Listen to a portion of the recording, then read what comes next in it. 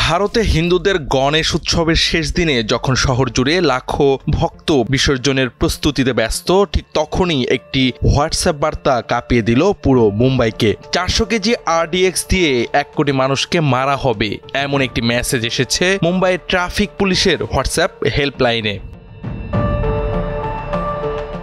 হুমকিদাতা বার্তায় নিজেকে লস্করে জিহাদি বলে পরিচয় দিয়েছে এবং জানানো হয়েছে 14 জন পাকিস্তানি জঙ্গি ভারতে প্রবেশ করেছে। বিস্ফোরণের জন্য ব্যবহার হবে প্রায় 400 কেজি RDX, যা দিয়ে 1 কোটি মানুষকে হত্যা করা সম্ভব। তাছাড়া শহর জুড়ে বিভিন্ন স্থানে 34টি গাড়িতে হিউম্যান বোম বসানো হয়েছে, যা পুরো শহরকে লণ্ডভণ্ড করে দিবে।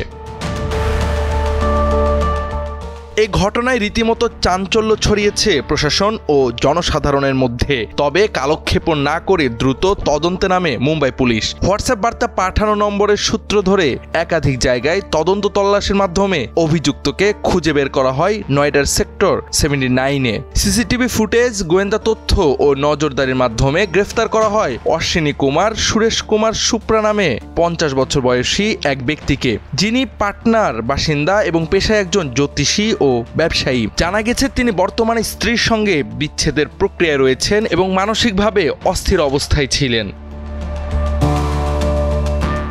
তবে পুরো ষড়যন্ত্রে তিনি একা ছিলেন না, আরও একজনকে গ্রেফতার করা হয়েছে, যিনি নিজের সিম কার্ড অশ্বিনী কুমারকে ব্যবহার করতে দেন এই হুমকির বার্তা পাঠানোর জন্য। তাকে গ্রেফতার করা হয়েছে সোরাখা গ্রাম থেকে। পুলিশের পক্ষ থেকে জানানো হয়েছে হুমকির বিষয়টি বহু দিক থেকে তদন্ত করা হচ্ছে এবং অ্যান্টি টেরোরিজম স্কোয়াডকে ইতোমধ্যেই জানানো হয়েছে। প্রেস কনফারেন্সে মুম্বাই পুলিশের একজন ঊর্ধ্বতন কর্মকর্তা বলেন, আমাদের নিরাপত্তা বাহিনী যে কোনো হুমকি মোকাবেলায় প্রস্তুত। আমরা শহরের প্রতিটি প্রান্তে সতর্ক নজর রাখছি। গুজবে কান দিবেন না, আতঙ্ক নয়, সহযোগিতা করুন।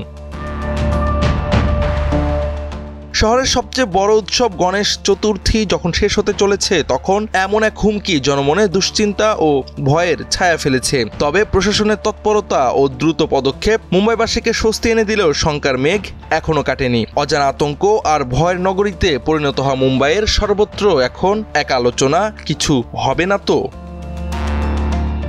জাওয়াদ আহমদ, সময়ের আলো।